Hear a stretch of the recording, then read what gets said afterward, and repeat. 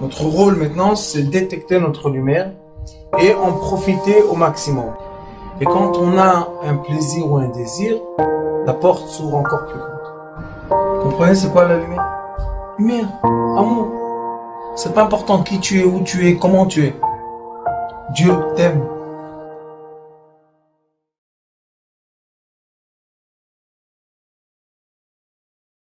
Et là, Dvarim, Asher Diber Moshe, on commence un nouveau livre, le livre de Dvarim. C'est un livre spécial, pourquoi? Ça s'appelle Mishneh Torah. C'est quoi Mishneh Torah?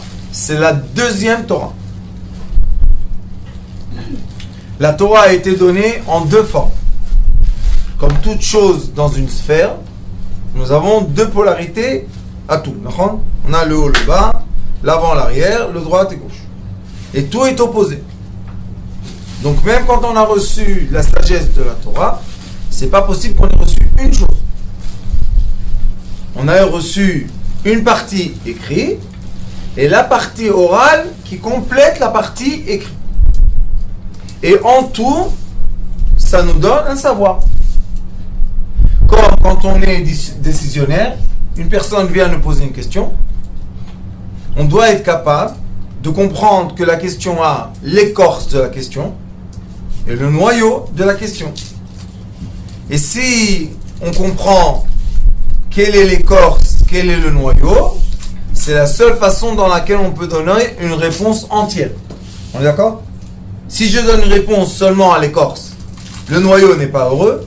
Si je donne seulement au noyau, l'écorce n'est pas heureuse. Et pour qu'un fruit vive, pour qu'on puisse profiter d'un fruit, on est obligé de quoi? De faire les deux.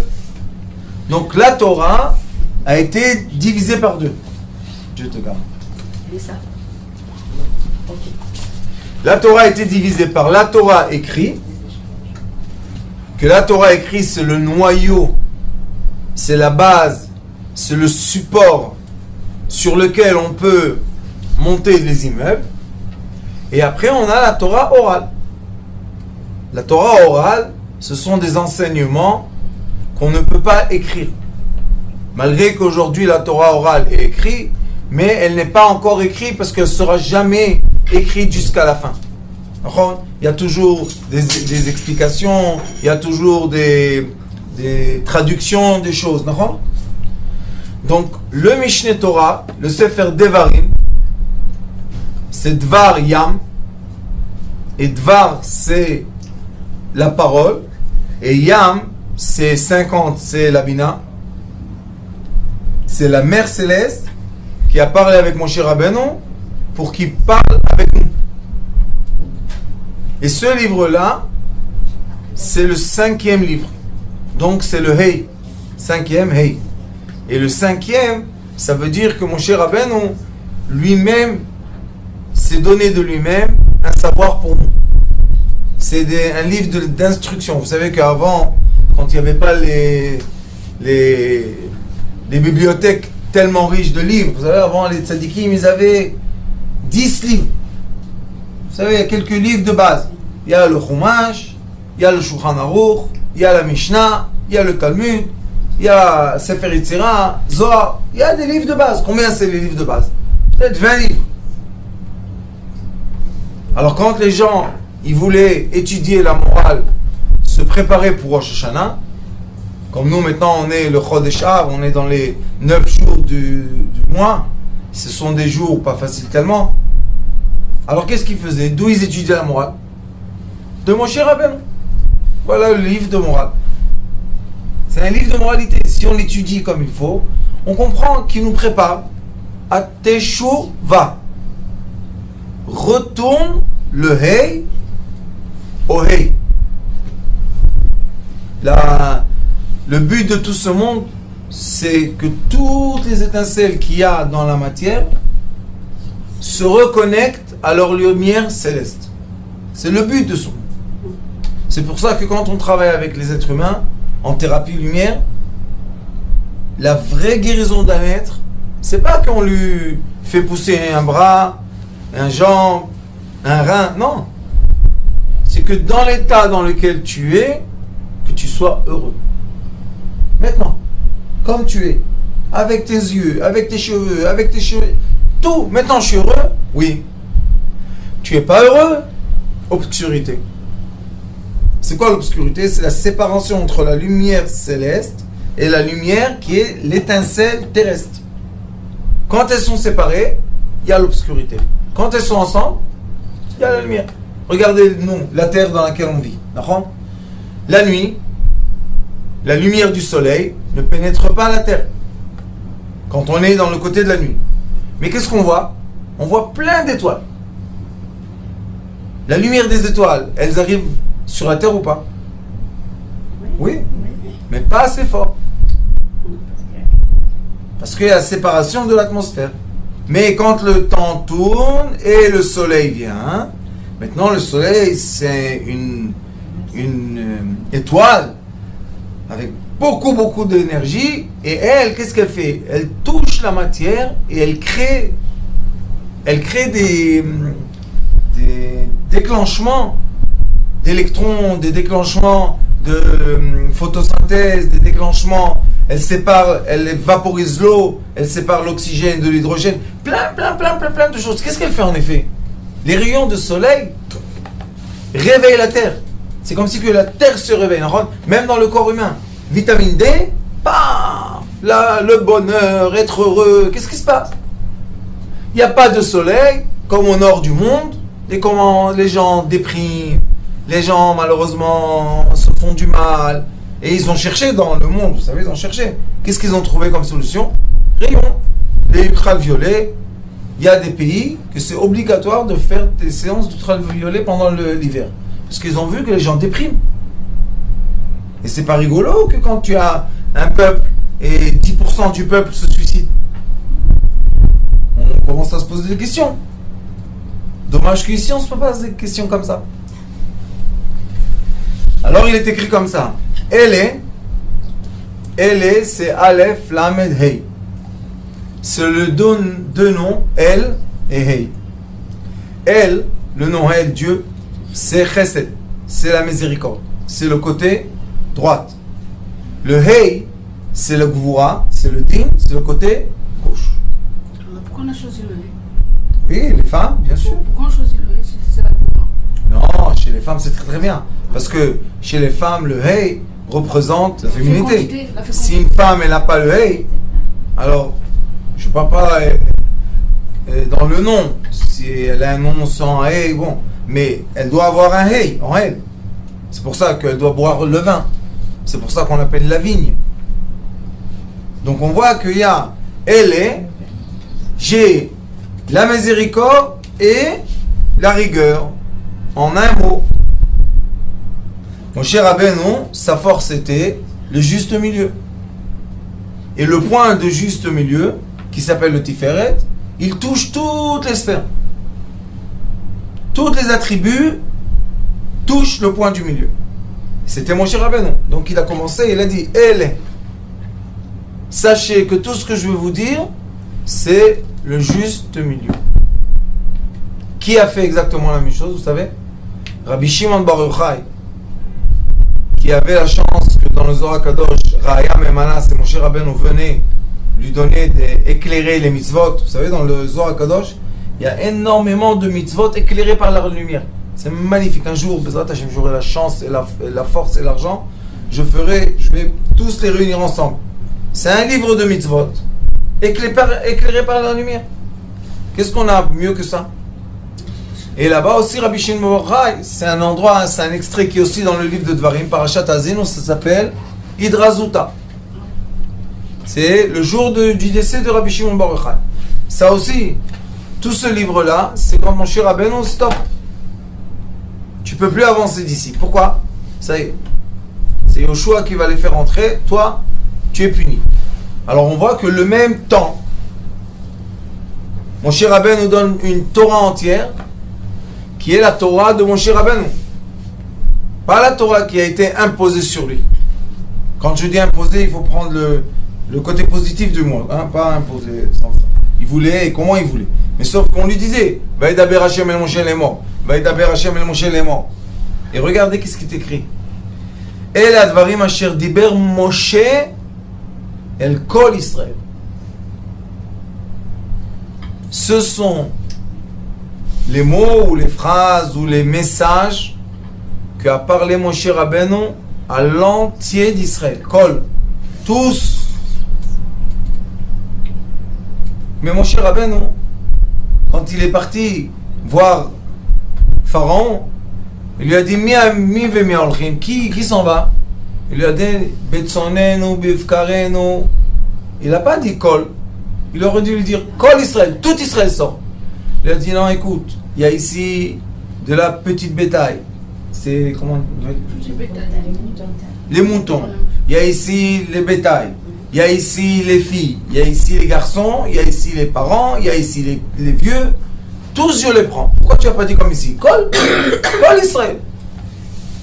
Parce que quand Moshe Rabbeinu est parti les prendre d'Égypte, vous savez que chaque fois qu'il rentrait en Égypte, il repartait dans le désert. Il ne restait pas à dormir avec eux. Moshe Rabbeinu, il allait chez Pharaon, il retournait dans le désert. Parce qu'il ne pouvait pas être en Égypte. Égypte était ensorcelée. Donc il rentrait, il sortait. Il rentrait, il sortait. Lui, Moshe Rabbeinu, quand il est rentré, il a dit à Kadosh Baruch Hu, qui tu veux que je... Une délivrance de qui?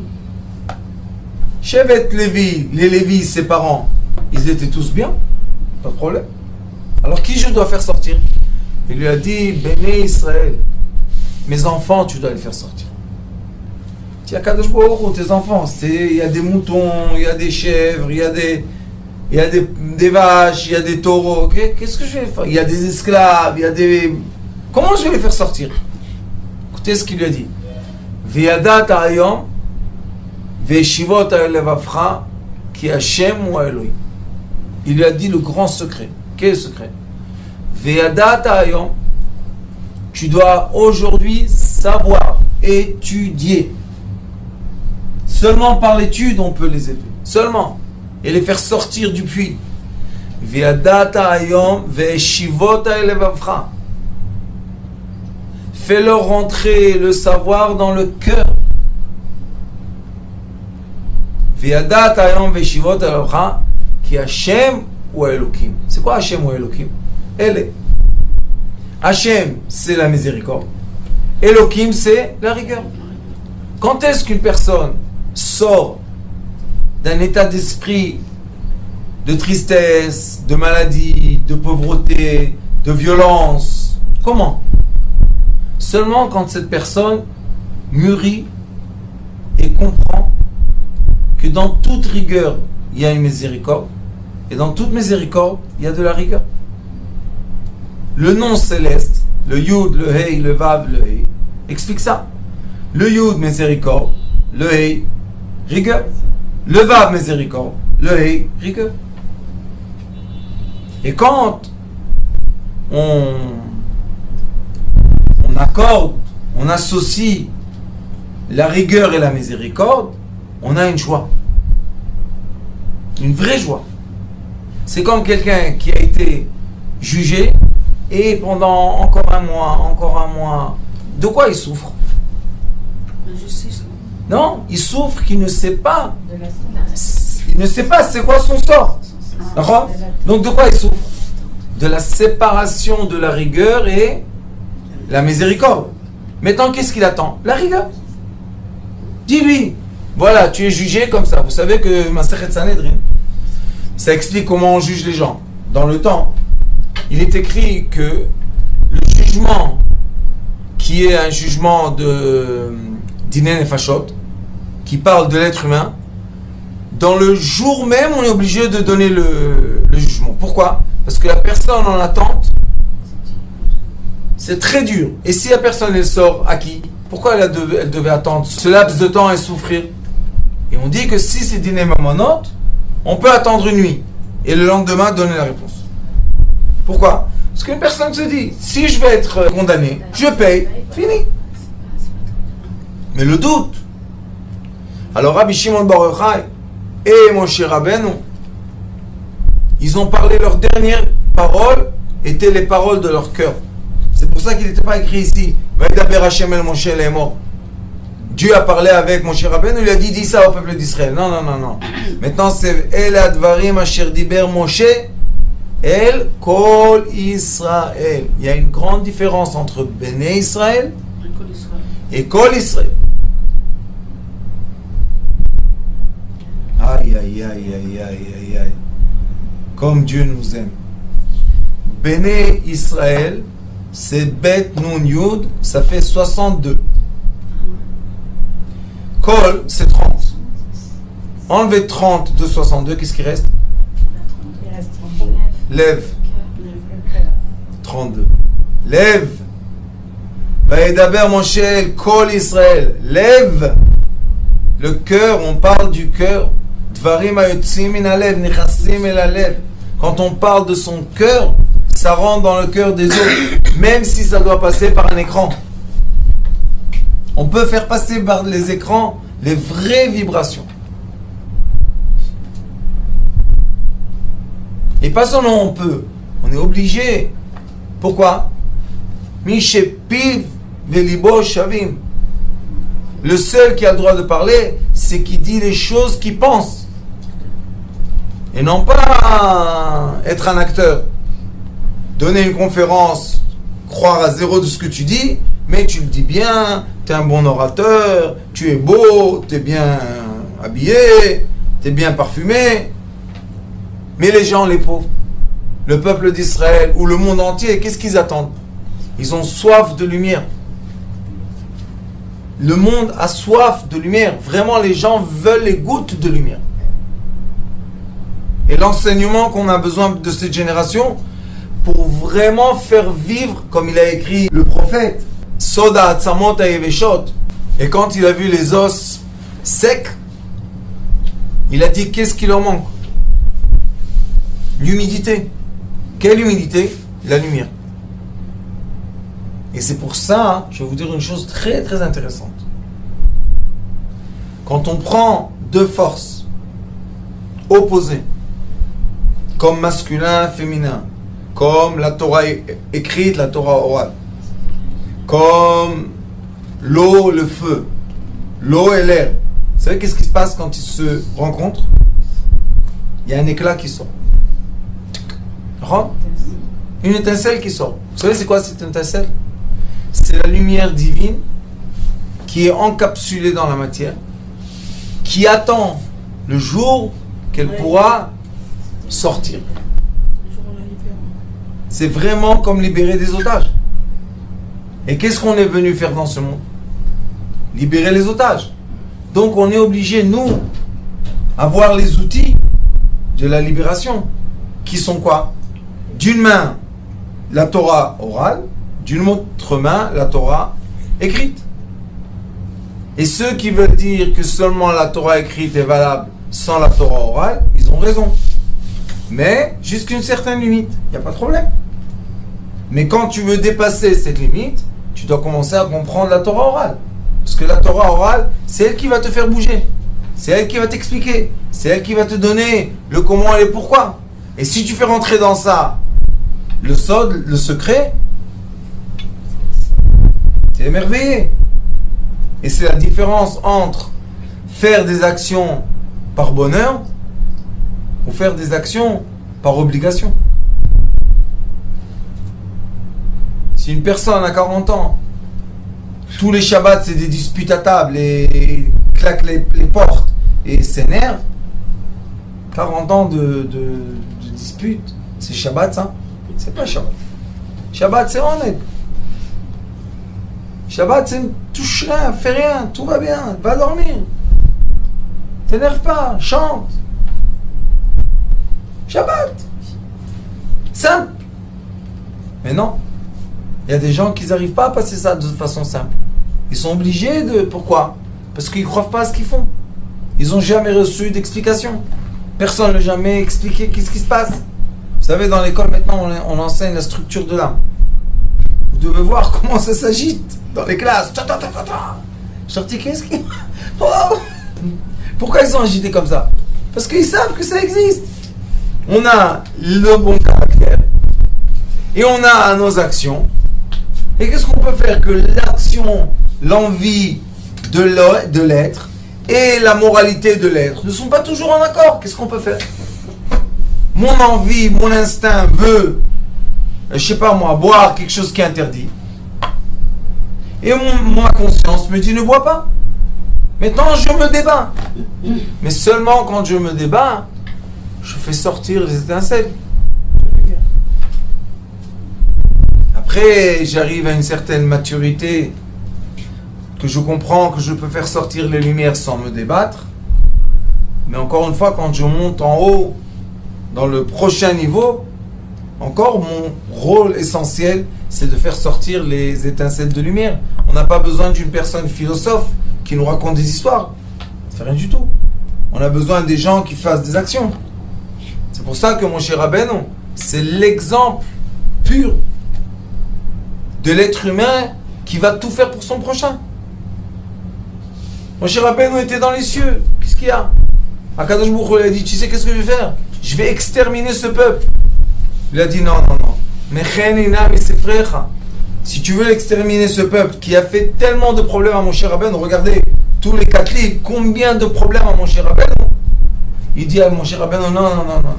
Si tu veux eux les exterminer, moi je ne veux pas exister. Alors qu'est-ce qu'il lui répond à Kadosh Baruch Hu? Tu vas devenir un des rois les plus connus sur terre.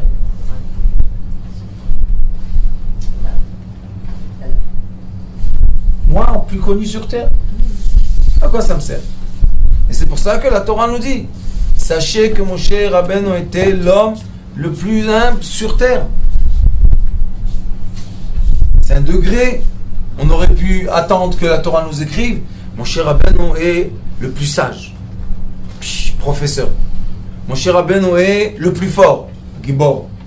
Moshe Rabbeinu est le plus riche, Ashir. Et il était et professeur, et Gibor, et roi, et tout ce que vous voulez. Mais il ne voulait pas de ça. Humble. Aïch Moshe.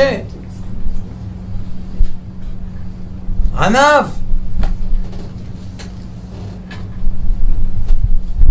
Et regardez, entre Béné et Kol, ça c'est un chidouche de mes petites dames. Vous avez beaucoup d'actions. Vous allez monter en haut, ya baba. On va vous faire le tapis en or, pas en rouge, en or. On va vous dire, regardez toutes les nouveautés de la Torah grâce à vous. Aïe, aïe, aïe. Les petites dames les plus connues sur terre.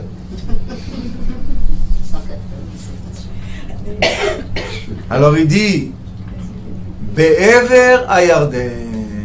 Et dans le mot Be'ever Ayarden, 2 mots qui plient en eux des très très grands secrets.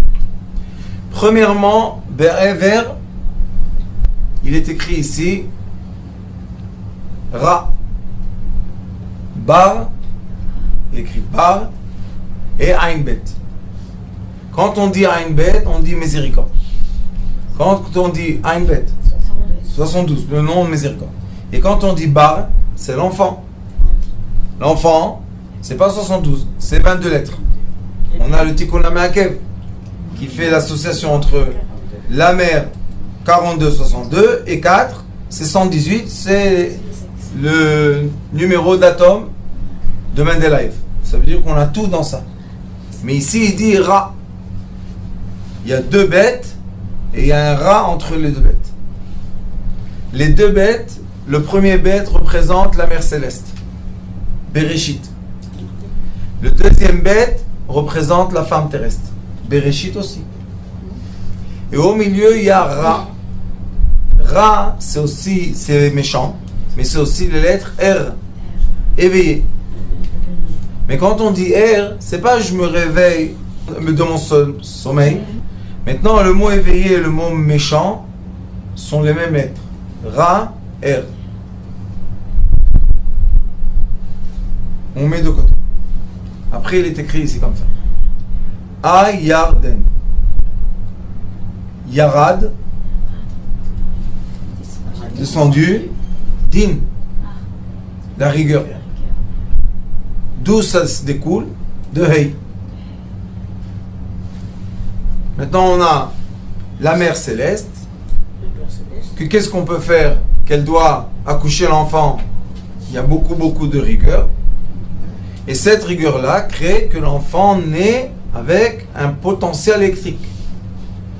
Comme la mère, elle a eu mal, elle a eu un débat en elle de est-ce qu'elle doit maudire le bébé à cause des douleurs ou l'aimer comme une mère. C'est un potentiel très dur, c'est deux forces comme ça.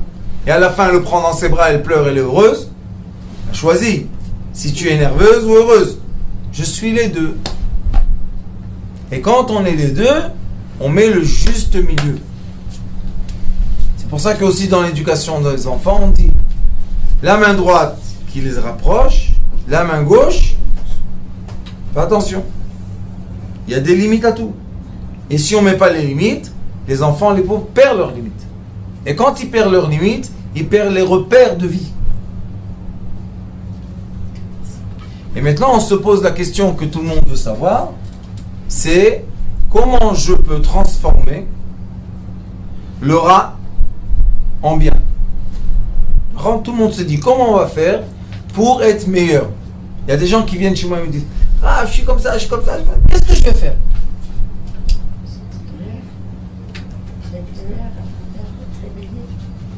Ra, c'est Ra, qu'est-ce qu'on peut faire? Si vous allez rajouter à la lettre Reish, qui est un Yud géant, le Reish, c'est un Yud géant. Si vous allez rajouter le Yud minuscule de Vaïkra, le livre de Vaïkra, il y a un Yud minuscule. Si vous allez le rajouter, qu'est-ce que vous allez recevoir? Dalet. Donc comment on transforme le mal en bien? C'est le Ra en Da. Savoir, la connaissance. Plus tu permets à la personne d'évoluer dans sa connaissance, et plus cette personne-là est mieux. Les gens, plus ils sont connaissants, plus ils sont reconnaissants. Plus ils sont ignorants, et plus ils souffrent, et ils font souffrir les autres. Quand quelqu'un te marche sur les pieds, et il te fait mal, il te dit ah pardon, j'ai pas fait exprès. C'est parce qu'il n'a vraiment pas fait exprès. Parce que il n'est pas assez éveillé à quoi? À faire attention aux autres. Mais quand il grandit, il reçoit quoi? Le savoir de faire attention aux autres. Ça s'appelle Da. Donc le R est devenu Da. Et ça, c'est le secret que mon cher Rabben, qu'Akadosh Baruch Hu a dit à mon cher Rabben. Ve'yadata hayom, sache aujourd'hui qu'il y a Shem ou Elohim, que la rigueur est la miséricorde. Et la miséricorde est la rigueur. Quand on arrive à la miséricorde, on commence à s'éloigner de la rigueur, on devient soi-même rigoureux. Quand on est trop dans la rigueur, trop dans le jugement, trop, qu'est-ce qui se passe?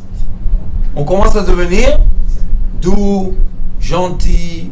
Vous voyez que tout le temps, il y a des échanges. Et le vrai savoir, le vrai secret, est exactement le point du milieu, qui s'appelle le point zéro. Il n'y a plus ni rigueur, ni miséricorde. Je t'aime, merci, bye bye. On arrête les débats. Mais pour arriver au milieu, je suis obligé de t'emmener à la deuxième extrémité. Polarité. Tu vas la toucher, tu vas te centrer.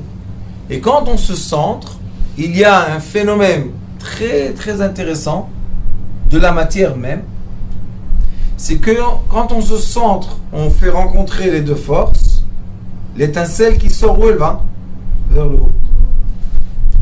La flamme, le feu va toujours vers le haut. Quand on est dans une grotte, on ne sait pas tellement qu'est-ce qui se passe, on allume le feu et on sait exactement où est le haut pour sortir de la grotte. Oui. Très très beau. C'est pour ça que Moshe Rabbeinu, ce qu'il nous a dit dans le Sefer Devarim, il nous a dit, je vais vous enseigner le juste milieu.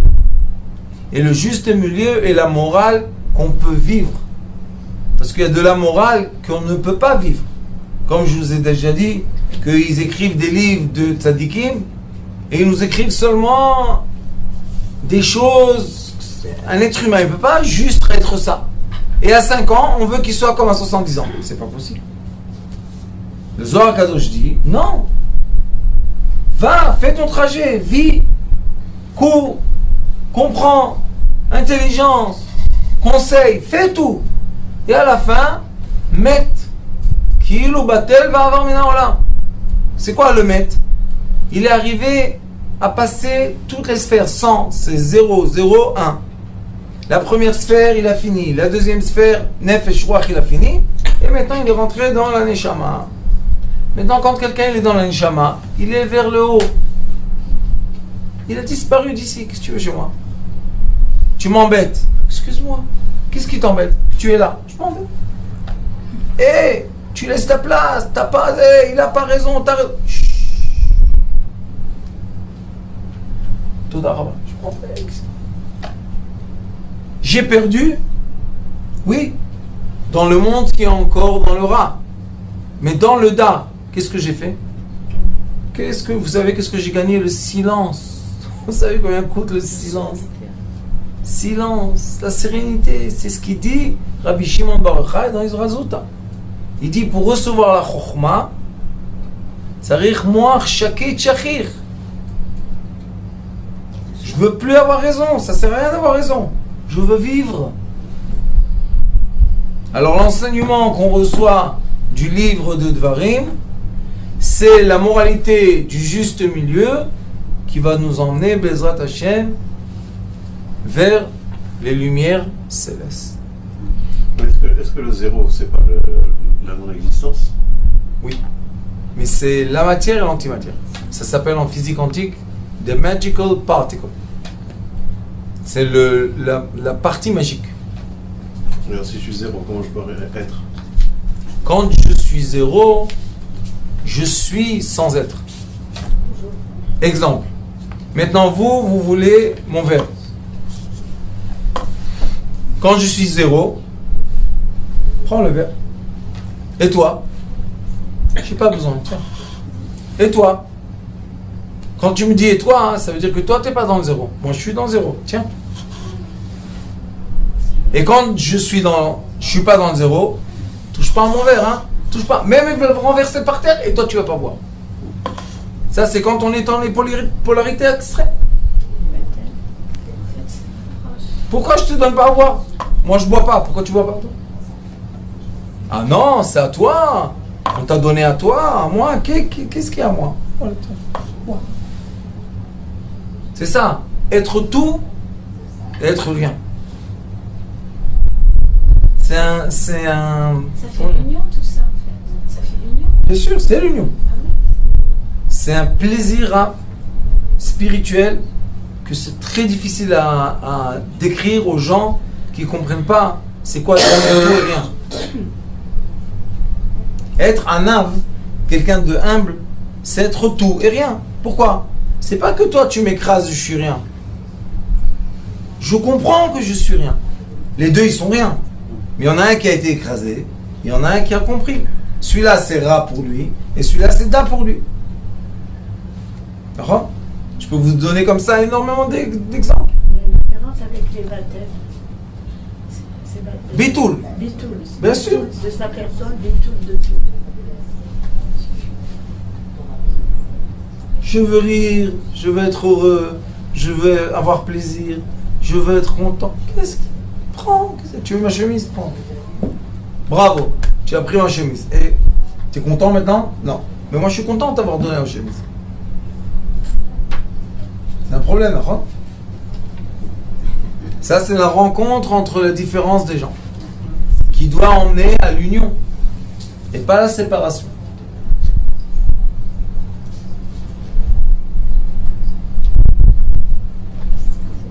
C'est pour ça que Moshe Rabbeinu, chaque fois qu'il y avait des problèmes, Paul Moshe Alpanav. Qu'est-ce qu'il a fait? Il a pris la grande lumière qui s'appelle Moshe Rabbeinu. Il était 5 mètres de haut.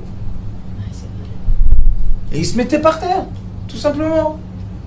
Le visage dans la terre, qu'est-ce qu'il y a? Mais le peuple d'Israël a tort. Lui, il a compris, il n'y a pas de tort. Il n'y a pas, ça n'existe plus. Lui, il a tort, lui, il a raison. Union. Baruch Adonai l'olam.